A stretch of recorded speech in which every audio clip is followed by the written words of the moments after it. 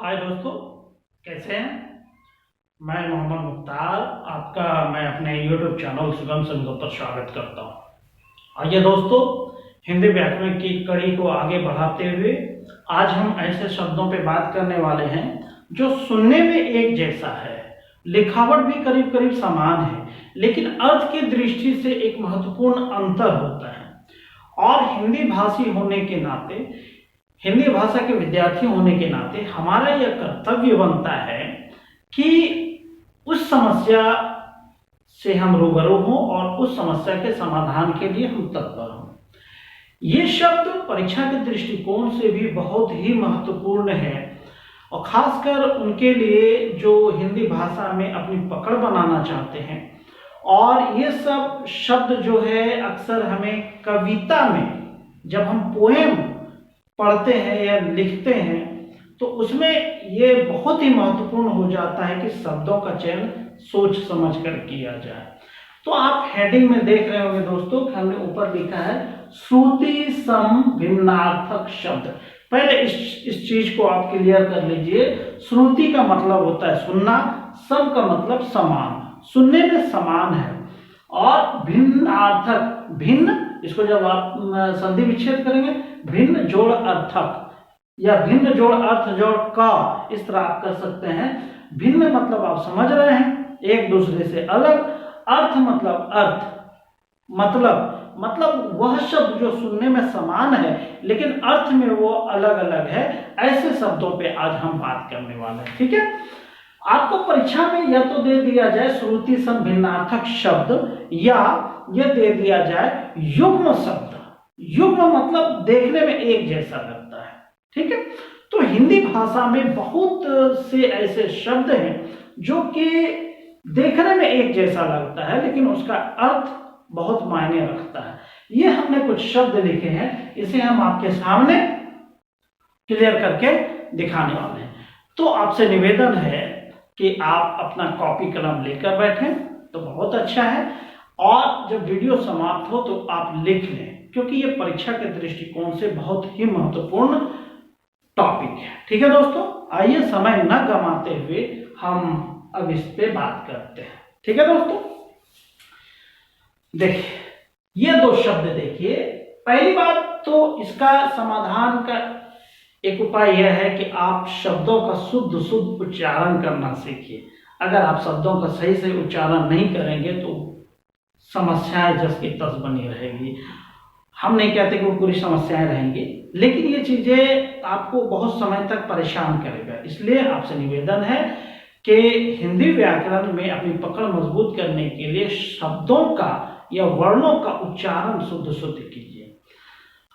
वर्णों के उच्चारण पे एक वीडियो बनाया जा चुका है जो प्लेलिस्ट के रूप में मौजूद है। आप चाहें तो वहां से देखकर वर्णों के उच्चारण के बारे में भली भांति अवगत हो सकते हैं, और कैसे उसे याद रखना है, कैसे उसका उच्चारण करना है, इस पे डिटेल से बात किया गया है। आप वो देखकर अपनी समस्या का समाधान करें। आइए दोस्तों, स्टार्ट करते हैं। ये मैंने कुछ शब्द लिखे हैं और करीब करीब एक ही जैसा का शब्द है, उसमें क्या अंतर है वो देखने का प्रयास करेंगे। क्लियर हो गया? श्रुति सम भिन्नार्थक शब्द, इस तरफ शब्द है, इसका हम इधर अर्थ लिखेंगे, ठीक है दोस्तों। अब देखिए, पहला दो शब्द देखिए, एक है अंश और दूसरा भी है अंश। इसमें बस वर्णों का अंतर आप देख रहे हैं, एक में तालव्य शो है, एक में दंत शो है, ठीक है। तो वर्णों के उलटफेर से अर्थ में उलटफेर होता है, ठीक है। अब आप देखिए कि इन दोनों का अर्थ क्या होता है। एक अंश का मतलब होता है कंधा, अगर दंत शो लगाते हैं इसका मतलब हो जाता है कंधा, और तालव्य शो अगर लगाते हैं तो इसका हो जाता है मतलब हिस्सा। क्लियर है दोस्तों? कोई कंफ्यूजन नहीं होना चाहिए। दंत शो है तो उसका मतलब हो गया कंधा, और तालव्य शो हो गया, इसका मतलब हो गया हिस्सा। आप देख रहे हैं कि सिर्फ वर्णों के उलटफेर से इनके अर्थ में उलटफेर हो जा रहा है। अब दूसरा देखिए, अंत और अंत्य। आप उच्चारण सही से करेंगे ये आधा नौ है, इसकी जगह आप अनुस्वर भी दे सकते हैं, ठीक है, दोनों बराबर हो जाएगा। अंत और अंत्य, अंत का मतलब होता है समाप्ति, क्लियर है दोस्तों, और अंत्य का मतलब होता है नीच। नीच ये मनुष्य के व्यवहार से रिलेटेड शब्द की बात हो रही। अंत्य नीच है ना, जाति सूचक शब्द का ये मतलब निकलता है। अब देखिए अंगना और अंगना दोनों सेम है, एक में चंद्रबिंदु लगा है, दूसरे में अनुस्वार लगा है, तो ये दो वर्ण की वजह से दोनों में अंतर हो जा रहा है, ठीक है। अंगना और अंगना, इस अंगना का मतलब अगर आप चंद्रबिंदु लगाते हैं तो इसका मतलब हो जाता है आंगन,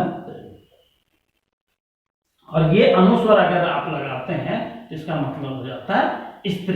क्लियर है दोस्तों, कोई परेशानी नहीं होनी चाहिए। और में चंद्रबिंदु लगा तो उसका मतलब आंगन हो गया, आंगन में भी चंद्रबिंदु लगता है। दोनों अगर आंगन और स्त्री में कंफ्यूजन हो तो इसके लिए ट्रिक यही है, इसमें चंद्रबिंदु लगा है, इसमें भी चंद्रबिंदु लगा है, परेशानी नहीं होनी चाहिए, ठीक है। अब आइए आगे, एक है अन्न और दूसरा है अन्य। उच्चारण आप सही से कीजिए, अन्न और अन्य, यह, ठीक है। अन्न का मतलब होता है अनाज, अन्न का उत्पादन होता है खेतों में, अन्य का मतलब है दूसरा, क्लियर है। अन्न का हम उत्पादन करते हैं, अन्न का मतलब क्या हो गया अनाज, और अन्य का मतलब क्या हो गया दूसरा। कोई दिक्कत नहीं होनी चाहिए दोस्तों। एक है अणु और एक है अणु, ये तवर्गी नो है और ये तवर्गी नो है। इस नो का उच्चारण दांत से होगा और इस नो का उच्चारण मूर्धा से होगा। टवर्गी, टवर्ग का उच्चारण मूर्धा से होता है, क्लियर है। आप दोनों का जब उच्चारण सही से करेंगे तो आपको अर्थ क्लियर हो रहा होगा। जैसे अनु है, अनुचर के अर्थ में होता है, अनु ये जो ये नो है अनुचर के अर्थ में होता है, जो पीछे पीछे चलने वाला होता है उसको अनुचर कहते हैं। तो अनु का मतलब पीछे गया, और ये अनु का मतलब है कम, क्लियर है, कोई दिक्कत नहीं होना चाहिए। ये अनु का मतलब हो गया कम और ये अनु का मतलब है पीछे। अब इस शब्द से कई शब्दों की रचना होती है, अनुचर, अनुज, इस तरह का। ज मतलब जन्म, अनुज मतलब पीछे, जो हमसे पीछे जन्म लिया है उसको अनुज कहते हैं, जो हमसे पीछे पीछे चलता है या हमारी बातों पे चलता है उसको अनुचर कहते हैं, क्लियर है ना। अब देखिए अनिल और अनल, अनिल और अनल, जब आप पर्यायवाची शब्द पढ़ रहे थे दोस्तों तो देखे होंगे कि हवा का एक पर्यायवाची शब्द होता है अनिल और आग का एक पर्यायवाची शब्द होता है अनल। तो अनिल का मतलब हो गया हवा और अनल का मतलब हो गया आग। अब आप बताइए कि अगर सिर्फ यहाँ मात्रा का अंतर है, ह्रस्वी अगर हम लगा देते हैं तो उसका मतलब चेंज हो जाता है। अनल को अगर अनिल बोल देते हैं तो कहाँ आग और कहाँ हवा हो जा रहा है। तो ये सब समस्या पैदा होता है अगर हमारा पकड़ शब्दों पे सही ढंग से ना हो, क्लियर है। अब आइए आगे देखते हैं, एक है अभिराम और दूसरा है अविराम। शब्दों का सही से उच्चारण कीजिए, अभिराम और अविराम। तो मेरे हिसाब से आपको इसका शब्द क्लियर, ये शब्द क्लियर हो जा रहा होगा, अविराम, अ मतलब नहीं, विराम मतलब रुकना। जब कोई लगातार प्रक्रिया जारी रहती है तो उसको कहते हैं अविराम, बिना रुके, है ना। और अभिराम का मतलब होता है सुंदर, क्लियर है। तो अभिराम का मतलब क्या हो गया दोस्तों, सुंदर। अविराम का मतलब हो गया लगातार।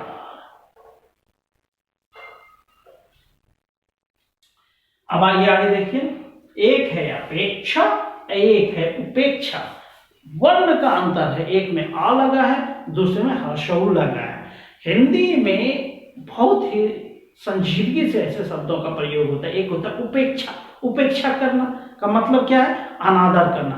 अपेक्षा अपेक्षा मतलब इच्छा, आपसे मेरी ये अपेक्षा है मतलब इच्छा। यह बोलता है आप जो है कि शब्दों का उच्चारण कीजिए और वाक्य में उनका प्रयोग करके देखिए, आपको थोड़ा थोड़ा अर्थ क्लियर होगा।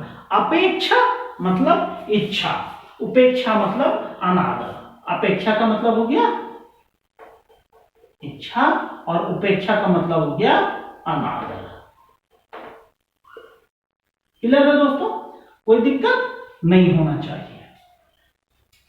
अब है अवलंब, इधर वाह है इधर बा है, ये चीज आपको ध्यान रखना है। और दूसरा है अविलंब, सिर्फ ह्रस्व ही यहां लगा है, बाकी दोनों अक्षर आप दोनों शब्द आप देखिए सेम है, समान है। तो अवलंब, अवलंब का मतलब होता है सहारा, अविलंब का मतलब होता है शीघ्र, है ना। जैसे बोलते हैं यह काम अविलंब होनी चाहिए। क्लियर है, अविलंब मतलब शीघ्र, बिना देर किए, यह मतलब होता है। तो आप इनका लिखेंगे दोनों का अर्थ। अवलंब का मतलब होता है सहारा और अविलंब का मतलब होता है शीघ्र। कोई दिक्कत नहीं होनी चाहिए दोस्तों। अब देखिए एक है अतुल और एक दूसरा है अतल। ह्रस्व की वजह से दोनों के अर्थ में अंतर हो जा रहा है। पहली बात तो अतुल को देखिए, अतुल कहीं पे वर्ण होता है, शब्द प्रयोग होता है अतुलनीय, मतलब जिसकी तुलना नहीं की जा सके उसे अतुलनीय कहते हैं, उसी का यह छोटा रूप है। अतुल का मतलब तुलना रहित या जिसकी तुलना ना हो, ठीक है, जिसकी तुलना ना हो, जिसकी तुलना ना हो। क्लियर है, या तुलना रहित भी बोल सकते हैं आप। अतल, तल मतलब क्या होता है, आधार, अ मतलब नहीं, तल मतलब आधार, अ मतलब नहीं, उसमें भी तुल मतलब तुलना, अ मतलब नहीं, जिसकी तुलना नहीं हो उसे अतुल कहते हैं, जिसमें तल नहीं हो, जिसमें आधार नहीं हो उसे अतल कहते हैं। तो क्या हो जाएगा, अतल का मतलब आधारहीन।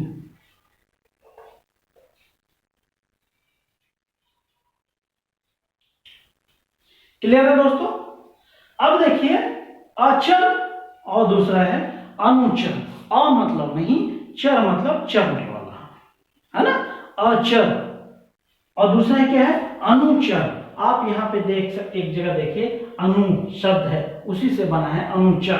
अनुचर, चर मतलब चरने वाला, अनु मतलब पीछे पीछे, मतलब पीछे पीछे चलने वाले को अनुचर कहते हैं। और अचर मतलब क्या होता है, अचर मतलब जो चर नहीं है, स्थिर है जो, ठीक है।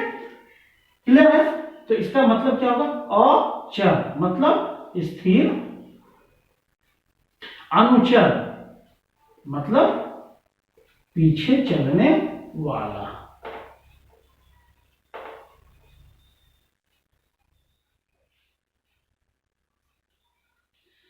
अब देखिए यहां पे आइए, एक है अभय और दूसरा है उभय। अभय उभय, अ मतलब नहीं, भय मतलब डर, मतलब निडर। तो अभय का मतलब क्या हो गया, निडर। उभय का मतलब दोनों होता है, जैसे उभयचर एक शब्द पढ़ते हैं हम, जैसे होता है क्या बोलते हैं, कुछ अगर जल में भी रह सकता है, जमीन पे भी रह सकता है, तो उसे जल और जमीन का उभयचर प्राणी कहते हैं। कुछ होता है हवा में रह सकता है और पानी में भी रह सकता है। तो ऐसे सब जब दो स्थितियों में समान हो तो उसको उभयचर कहते हैं। तो ठीक है, क्लियर है। अभय मतलब भय रहित, क्या हो जाएगा, भय रहित। उभय मतलब क्या हो गया, दोनों। कोई डाउट नहीं होनी चाहिए दोस्तों। अब आइए आगे शब्द पढ़ते हैं।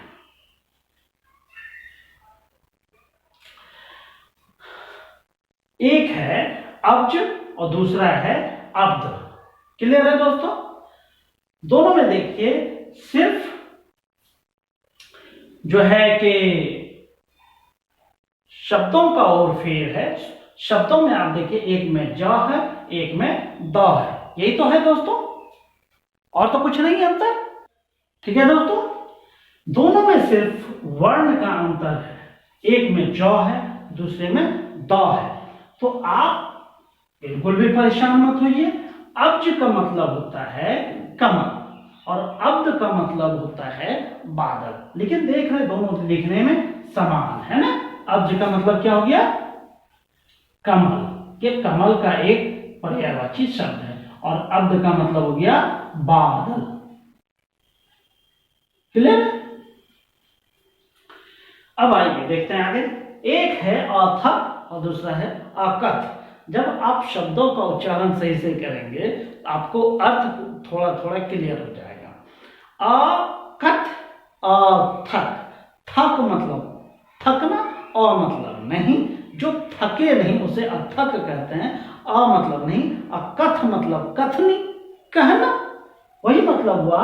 जो कहा नहीं जा सके उसे अकथ कहते हैं, और जो थके नहीं उसे अथक कहते हैं। तो अ मतलब नहीं, थक मतलब थकना, है ना। इसको क्या कह सकते हैं? बिना थके। क्लियर? एक है अकथ, मतलब अकथनीय, बिना कहे। इसको क्या बोलेंगे? बिना कहे। देख रहे हैं दोस्तों कि सिर्फ वर्णों के हेरफेर से अर्थ में हेरफेर हो जा रहा है। अब आइए आगे देखते हैं। एक है अध्ययन और दूसरा है अध्यापन। इस तरह का शब्द हालांकि ये देखने में और लिखने में भी अलग अलग है, लेकिन थोड़ा तो है कि मिलता जुलता है, हमारी कंफ्यूजन बढ़ा देगा। अध्ययन और अध्यापन। अध्ययन मतलब होता है पढ़ना। अगर हम खुद पढ़ रहे हैं तो उसको कहते हैं अध्ययन, और हम अगर पढ़ा रहे हैं इसको कहते हैं अध्यापन। तो क्लियर है, दोनों का अर्थ स्पष्ट हो गया। अध्ययन का मतलब होता है पढ़ना, अध्यापन का मतलब होता है पढ़ाना।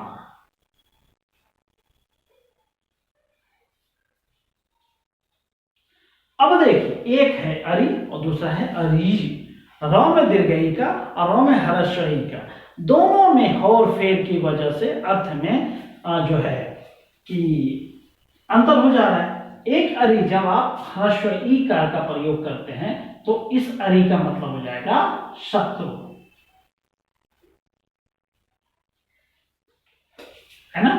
और दूसरा अरि, अरि, इस अरि का प्रयोग हम संबोधन में करते हैं।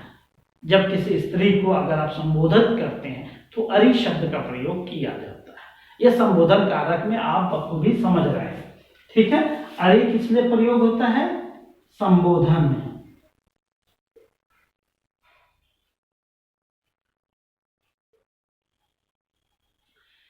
एक है, अब आइए देखते हैं, अक्ष और यक्ष। अ और य की वजह से इसमें अंतर हो जा रहा है। अक्ष और यक्ष।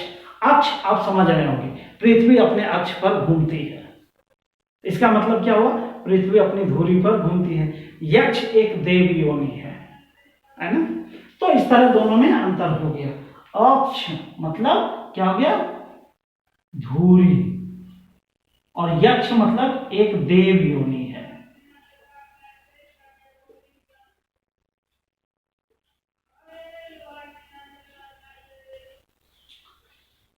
अब आइए देखिए, एक अली और दूसरा अली। इसमें भी सिर्फ वर्णों का, स्वर वर्ण जो है ह्रस्वई और दीर्घई, इन दोनों की वजह से इसमें अंतर हो जा रहा है। जैसे आपने अरी में देखा उसी तरह अली में आप देख सकते हैं। अली द्वारसी का, औलम दीर्घी का, अली, अली, दोनों में सिर्फ जो है कि वर्णों का उलटफेर है। ठीक है ना दोस्तों, दोनों का आप समझने का प्रयास कीजिए कि क्या अंतर है। ठीक है, यहां देखिए ह्रस्वई है और दीर्घई है, अंतर क्या हो गया? अली मतलब क्या होता है? भौरा, भौरा आप समझ रहे हैं।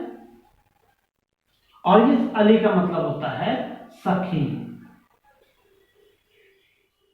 एक का मतलब भौरा हो गया, दूसरे का मतलब सखी हो गया। इस तरह दोस्तों मैं पूरा डिटेल इसलिए बता रहा हूं ताकि आपके दिमाग में कोई कंफ्यूजन न रहे। अब दूसरा आइए देखते हैं, एक है अवधि और दूसरा है अवधि। इसमें भी देखिए मात्रा का सिर्फ अंतर हो रहा है, एक में ह्रस्वई लग जा रहा है, दूसरे में दीर्घई लग जा रहा है। इस अवधि का मतलब यदि आप ह्रस्वई लगाते हैं, अवधि का मतलब होता है समय या काल। क्लियर है? और अवधि ध्व में दीर्घई का यदि आप लगाते हैं तो अवधि का मतलब होता है अवध, देश का। तो इस तरह दोस्तों आपने देखा कुछ प्रमुख जो है कि समान दिखने वाले शब्द हैं और उसके कुछ महत्वपूर्ण जो है कि अंतर हो जा रहा है अर्थ की दृष्टि से, तो उसका हमने ये क्लियर किया। आप इनका स्क्रीनशॉट ले लें या लिख लें, फिर कुछ और शब्द पे इस वीडियो में हम बात करेंगे। ठीक है दोस्तों, आइए दोस्तों कुछ और शब्द पे हम बात कर लेते हैं। देखिए ये है आदि और दूसरा है आदि। सिर्फ वर्ण का अंतर है, एक में ह्रस्वई और दूसरे में दीर्घई लगा है, दोनों आदि है। लेकिन दोनों में एक अंतर क्या है, इस आदि को क्या कहते हैं, आदि हो गया प्रारंभ। प्रारंभ एक तो ये मतलब हुआ और दूसरा मतलब होता है इत्यादि। हम आपको इत्यादि और आदि में मतलब समझा चुके हैं, दोनों में अभी अंतर है। लेकिन जब आप उदाहरण देते हैं, दो या दो से ज्यादा अगर उदाहरण पेश करते हैं तो उसमें इत्यादि का प्रयोग होता है, या दो तक अगर देते हैं तो उसमें आदि। तो फिलहाल जब एक से अधिक उदाहरण का प्रयोग करते हैं तो उसमें आदि या इत्यादि का प्रयोग होता है। ठीक है, और चूंकि प्रारंभ हो गया, इस आदि अगर दीर्घई लगा है तो इसका मतलब क्या होता है, अभ्यस्त।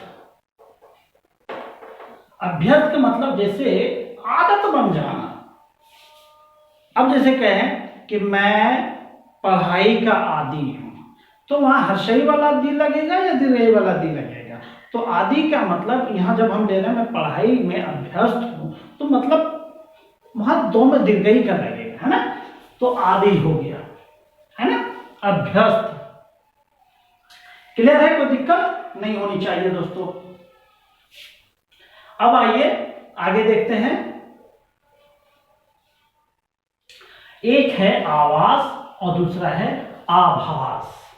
आवास आप समझ रहे हैं, आवास का मतलब घर, वास स्थान जिसे कहते हैं। आभास का मतलब होता है आभास होना, मतलब झलक, है ना। क्लियर है, आवास का मतलब क्या हो गया, घर, और आभास का मतलब हो गया झलक। क्लियर है दोस्तों।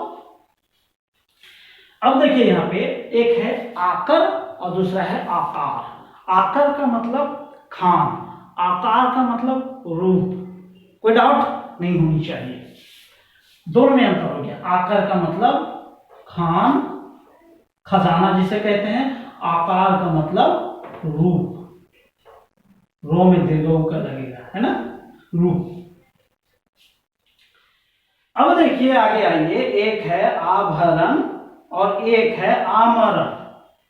आभरण, आभरण, आभरण का मतलब होता है गहना, आमरण मतलब मरण तक। क्लियर है दोस्तों। आभरण का मतलब हो गया गहना और आमरण का मतलब हो गया मरण तक। क्लियर, कोई डाउट नहीं होनी चाहिए। अब देखिए आइए, एक है आयत और दूसरा है आयात। आयत आप समझ रहे हैं, मैथ में इसका प्रयोग होता है। वर्ग और आयत आप पढ़ते हैं। समकोण चतुर्भुज एक तरह का यह चतुर्भुज है। इस वर्ग और चतुर्भुज में अंतर यह होता है कि वर्ग की चारों भुजा बराबर होती है, और आयत में क्या होती है कि आमने सामने वाली दोनों भुजाएं बराबर होती है और दूसरी वाले छोटी या बड़ी होती है ना। तो आयत को क्या कह सकते हैं कि समकोण चतुर्भुज कह सकते हैं। आप कहेंगे दोनों समकोणी होता है, लेकिन इसको अर्थ बताना है, समकोण चतुर्भुज। क्लियर है दोस्तों। एक है आयात, आयात किया जाता है, बाहर से कोई चीज मंगाते हैं तो उसको कहते हैं आयात। क्लियर है दोस्तों, आयात बाहर से मंगाना, बाहर से मंगाना।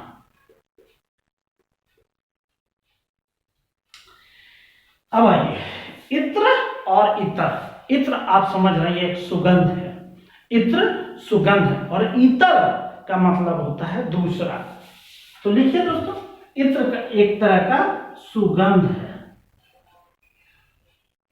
और इतर का मतलब हो गया दूसरा, है ना। अब देखिए एक है उद्यत और दूसरा है उद्दंड, सॉरी उद्धत, उद्धत और एक दूसरा है उद्यत। अब देखिए दोस्तों, उद्धत का मतलब होता है उद्दंड, उद्धत क्या कहते हैं, उद्धत दौधो संयुक्त, और दूसरे में क्या है दयो संयुक्त। पहले तो इन दोनों के अंतर को समझिए, इसमें दौधो संयुक्त है, इसमें दया संयुक्त है। क्लियर है। तो उद्धत का मतलब हो गया उद्दंड, उद्दंड, और एक है उद्यत, उद्यत का मतलब होता है तैयार। क्लियर, कोई दिक्कत नहीं होनी चाहिए। अब आइए एक है उपकार और दूसरा है अपकार। उपकार का मतलब होता है अगर हम किसी की भलाई करते हैं तो उसको कहते हैं उपकार करना। अपकार का मतलब ठीक अपोजिट है, उल्टा है, बुराई। किसी की अगर हम बुराई करते हैं, किसी का अगर हम नुकसान करते हैं तो उसको कहते हैं अपकार। तो क्लियर है, दोनों एक दूसरे का ठीक अपोजिट है। उपकार का मतलब होता है भलाई और अपकार का मतलब होता है बुराई। क्लियर हो गया दोस्तों, कोई दिक्कत नहीं होना चाहिए। अब आइए देखिए, एक है रीत और दूसरा है ऋतु, सिर्फ मात्रा का उलटफेर है। एक में जो एक ह्रस्व लग गया और दूसरे से उस ह्रस्व को हटा दिया गया, है ना। तो उसकी वजह से शब्द में अर्थ में क्या अंतर हुआ, रीत का मतलब हो गया सत्य, और वही जब ह्रस्व लगा दिए तो में, तो ऋतु का मतलब हो गया मौसम।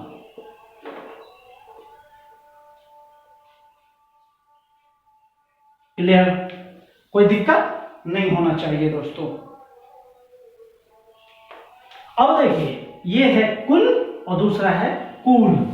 कुल का मतलब क्या होता है, वंश, और एक कुल जब दीर्घऊ लग गया उसका मतलब हो जाता है किनारा। ठीक है दोस्तों। अब देखिए दूसरा है, आगे आइए, एक है कंगाल और दूसरा है कंकाल। सिर्फ ग और को में उलटफेर हुआ है। कंगाल होना मतलब गरीब होना, और एक होता है कंकाल, मतलब हमारे शरीर से हाड़ मांस को अगर अलग कर दिया जाए और जो सिर्फ बचेगा वो तो कंकाल बचेगा, हड्डी का एक ढांचा बनेगा, तो उसको कंकाल कहा जाता है। तो क्लियर है, कंगाल का मतलब क्या हो गया, गरीब, और कंकाल का मतलब हो गया ठठरी। ठीक है। अब आइए, एक है कर्म और दूसरा है कर्म। कर्म आप समझ रहे हैं, कर्म का मतलब हो गया काम, अब कर्म का मतलब हो गया सिलसिला।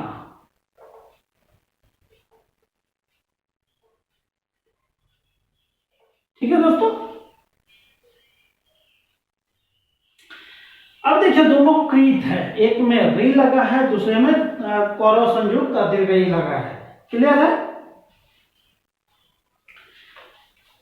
एक में री और दूसरे में कौरव संयुक्त दीर्घई, उच्चारण दोनों का सेम ही होता है। कृत कौरी का तो इसका मतलब होता है किया हुआ, इसका क्या मतलब हो गया, किया हुआ। आई कृत यह क्रय से बना है, क्रय शब्द से बना है, क्रय का मतलब खरीदना होता है, इसका मतलब वही हुआ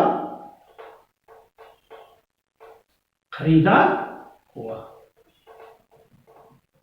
क्लियर है दोस्तों। कृत और कृत आप लिखेंगे उल्टा पुल्टा तो उसका अर्थ हो जाता है उल्टा पुल्टा। एक कृत का मतलब किया हुआ होता है, एक कृत का मतलब खरीदा हुआ होता है। अब वो आप पे डिपेंड करता है कि आप किन शब्दों का चयन करते हैं। अब आइए, क्रांति, क्लांति और क्रांति, ठीक है, क्रांति, क्लांति और क्रांति। एक क्रांति आप समझ रहे हैं, क्रांति होता है जब हम जो है कि वर्तमान स्थिति में परिवर्तन करने के लिए क्रांति करते हैं, तो उसका मतलब क्या हो गया, उलटफेर, ठीक है। इस क्रांति का मतलब हो जाता है उलट फेर, वर्तमान शासन व्यवस्था को बदलने के लिए हम क्रांति करते हैं। एक है क्लांति, क्लांति का मतलब होता है थकावट, और एक है कांति, कांति का मतलब होता है चमक। आप कहेंगे कि यहाँ तीन तीन शब्द लिखा आपने, हाँ लिखा है, कि आपको इन तीन में से कोई दो भी दे सकता है, तो आप देखेंगे कि सब मिलता जुलता है लेकिन उसके अर्थ में भिन्नता है। एक क्रांति कौरव संयुक्त सिर्फ लग गया तो उसका उलट फेर होता है। अगर ये कौरव संयुक्त ये हटा दिया जाता, क्रांति बनेगा तो उसका मतलब हो जाता है चमक। एक है क्लांति, क्लांति का मतलब है थकावट। क्लियर, कोई डाउट नहीं होनी चाहिए। अब आइए, एक कली है, एक कली है, यहाँ दीर्घई लगा है, यहाँ ह्रस्वई लगा है, आप दोनों में देख रहे हैं। ये कली का मतलब होता है अध खिला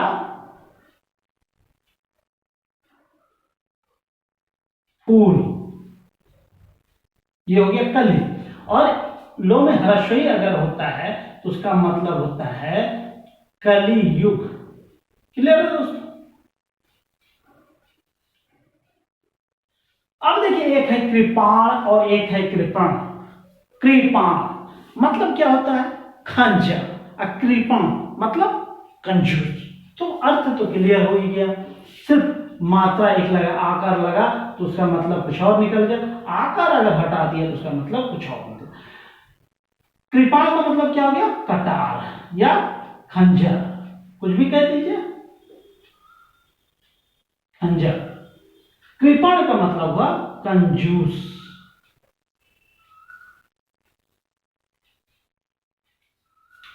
अब आइए देखते हैं, एक है करण, एक है करण। करण एक कारक, जब आप कारक पढ़ते थे तो उसमें एक कारक है, एक प्रकार का कारक करण कारक, और एक कर्ण, कर्ण का मतलब हमारा कान होता है, ठीक है।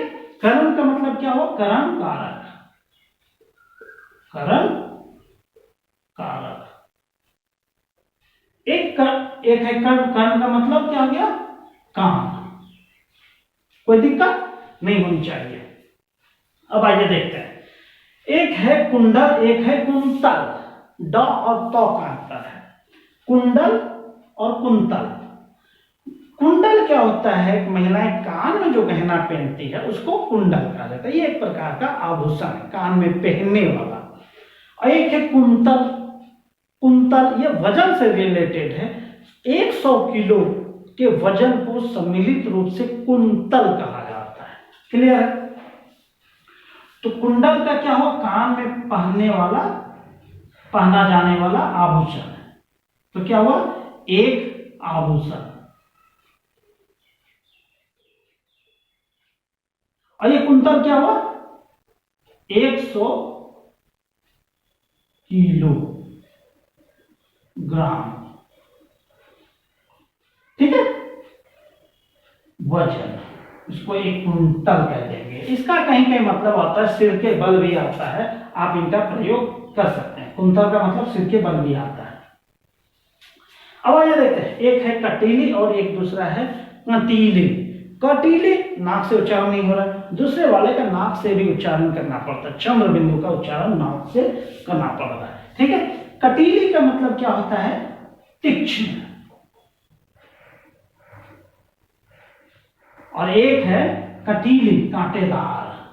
क्या हुआ, कांटेदार, कांटा से कटीली बना है, एक है कटीली, तीक्ष्ण।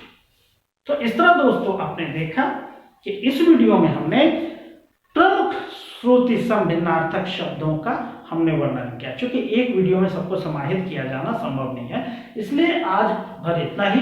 फिर नेक्स्ट वीडियो में हम कुछ और शब्दों पे हम बात करेंगे। ये सब ऐसे शब्द है जो 2-4 बार आप वीडियो देख लें तो हमें उम्मीद है कि आपका आधा कंफ्यूजन दूर हो जाएगा। बाकी आप 2-4 बार देखते रहें, बार बार देखें तो पूरा कंफ्यूजन दूर हो जाएगा, ये मेरा विश्वास है।